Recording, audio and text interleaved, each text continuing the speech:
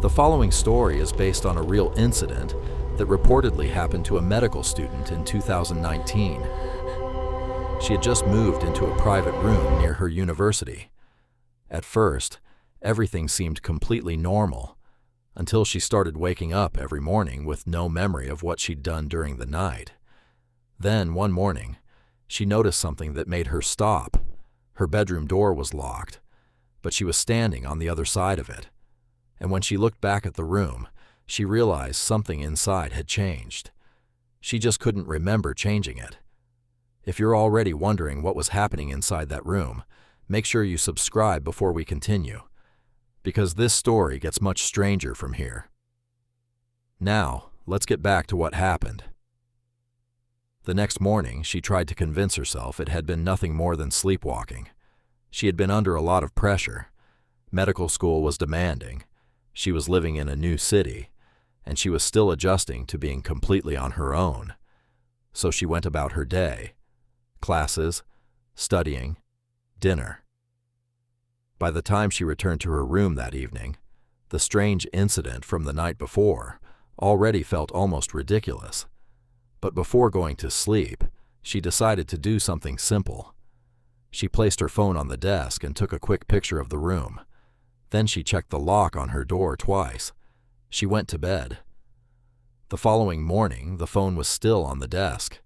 The door was still locked, but the photograph she'd taken was different. One of the drawers beside her bed was open. She was certain she'd closed it, and inside the drawer was something she had never seen before.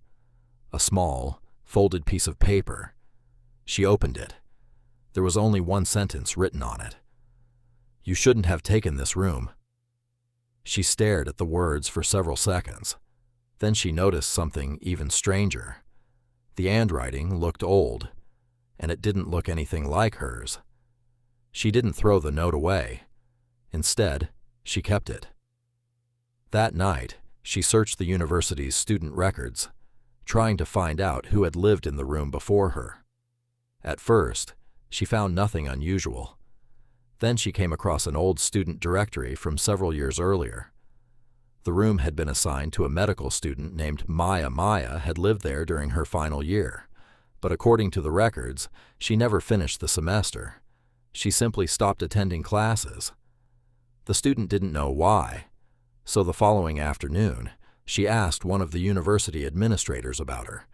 The administrator became noticeably uncomfortable. He told her Maya had left the university for personal reasons. That should have been the end of it. But before the conversation was over, he said something that stayed with her. He told her that Maya had also complained about waking up in places she didn't remember going to. The student immediately asked what he meant. The administrator wouldn't elaborate. Instead, he simply told her, "If you're having the same problem, don't investigate it." That night, she couldn't sleep.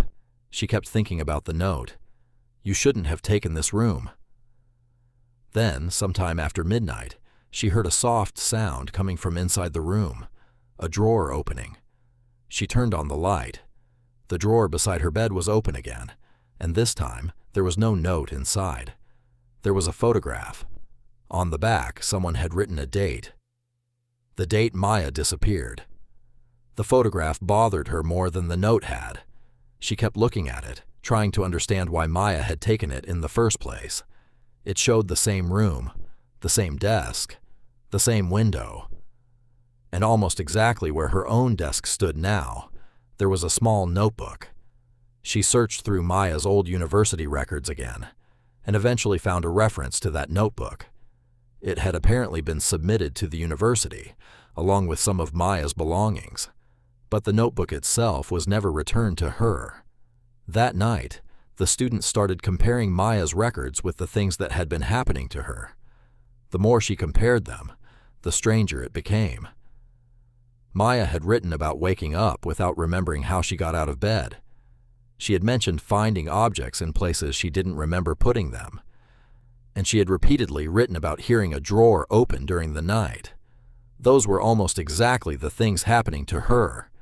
Then she noticed something neither of them had explained. Every strange incident happened shortly after midnight. So that night, instead of going to sleep, She stayed awake. She placed her phone on the desk and started recording. For the first few hours, nothing happened. Then, at exactly 12:17 a.m., she heard it.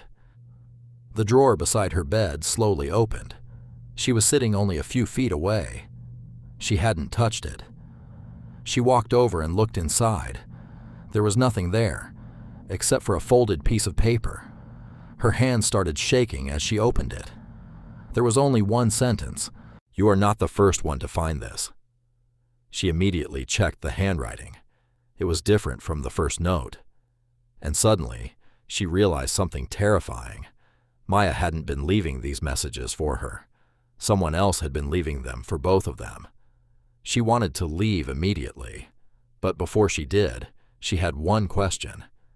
If someone had been leaving messages for Maya years earlier, how were they now appearing in her room? She decided to stay one more night. Not because she felt safe, because she wanted proof. She set up her phone to record the entire room and placed a small piece of paper across the inside of the door so she'd know if anyone entered. Then she turned off the lights. For hours, nothing happened. At 12:17, she heard the drawer open again, but this time she didn't move. She watched from her bed. A few seconds later, another sound came from the desk, a quiet tapping. She checked her phone. The camera was still recording. She waited until morning before looking at the footage. At first, there was nothing unusual. Then, just after 12:17, the camera briefly lost focus. When the image cleared, the drawer was already open. She rewound the footage several times.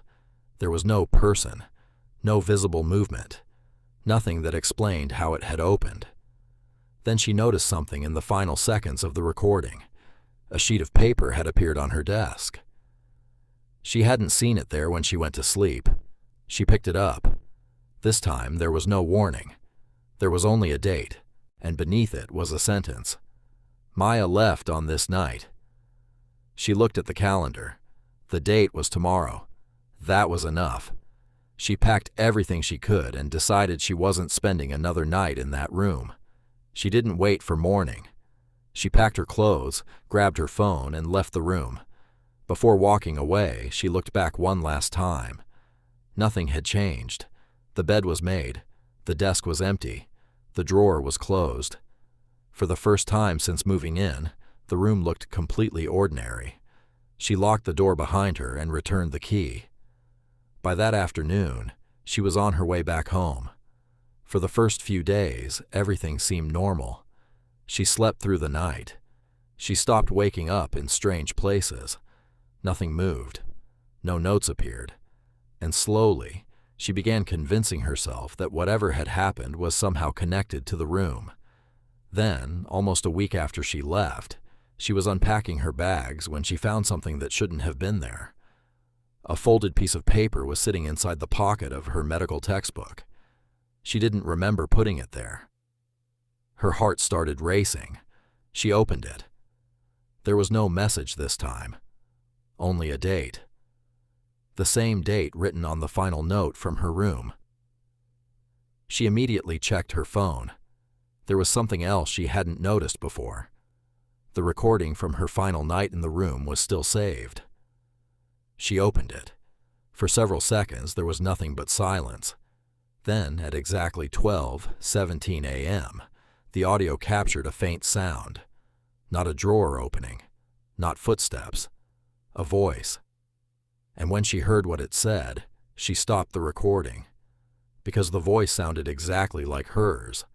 She couldn't explain why the voice sounded like hers. She listened to the recording again and again. The words were faint, but there was no mistaking the voice. It said, "You left the room too early." She immediately deleted the recording. Then she stopped, because there was something else bothering her. The date written on the paper wasn't the date Maya had supposedly left the residence.